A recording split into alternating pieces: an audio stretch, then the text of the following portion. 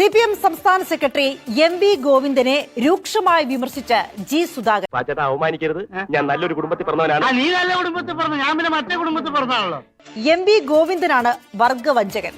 തൊഴിലാളി വർഗത്തെ വഞ്ചിച്ചയാളാണ് MV ഗോവിന്ദൻ. സത്യമായിട്ടും എന്റെ അമ്മയാണ് സത്യം. അവൻ പറയുന്നത് ഞാൻ പോക്കറ്റടിക്കാരനോ കള്ളനോ ഒന്നുമല്ല. പാർട്ടി ഭരണഘടനയ്ക്കെതിരെ പ്രവർത്തിച്ച ഗോവിന്ദൻ നാണമുണ്ടെങ്കിൽ പാർട്ടി സെക്രട്ടറി സ്ഥാനം രാജിവെച്ചൊഴിയണം. ചുമ്മാ പേടിപ്പിക്കാതെ. തൊലിക്ക് നല്ല കട്ടിയാണല്ലേ.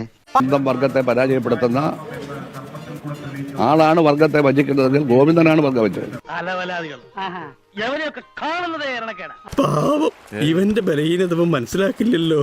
ഞാൻ CPM നിന്ന് പുറത്താക്കപ്പെട്ടതല്ല, ഞാൻ രാജിവെച്ചതല്ല എന്നുള്ളത് എല്ലാവർക്കും അറിയാലോ. ഞാനാണ് സ്വന്തം ഇഷ്ടപ്രകാരം മെമ്പർഷിപ്പ് പുതുക്കാതിരുന്നപ്പോൾ അത് വർഗവഞ്ചകനാവുന്നേ. കാര്യം സത്യമാണെങ്കിലും എനിക്ക് അംഗീകരിച്ചു കൊടുക്കാൻ പറ്റുമോ? ഭരണഘടനയ്ക്കെതിരായി പ്രവർത്തിക്കുന്ന ആളല്ലേ വർഗവഞ്ചകൻ.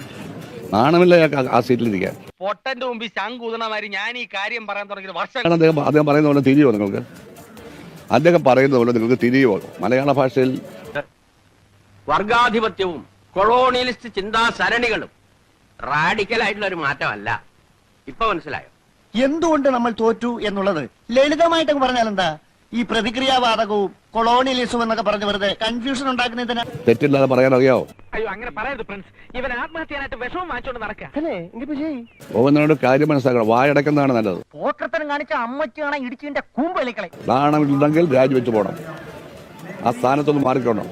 പോരെ, ഇനി ഒരു താക്കിയതും കൂടി താങ്ങാനുള്ള കഴിവില്ലാത്തോണ്ട് പറയാണ്. എന്റെ പൊന്ന് രാമേന്ദ്രൻ, നീ ഒന്ന് ഇവിടുന്ന് പോയി തരൂ. അറിഞ്ഞില്ല, ഞാൻ പോട്ടാ. ഞാനും വരുന്നു. ചുമ്മാ വരി. ഹലോ സാർമാരെ നമസ്കാരം. ഒന്ന് പോടാ, ധൈര്യം ഉണ്ടെങ്കിൽ അടിച്ചിട്ട് പോടാ പട്ടികളെ.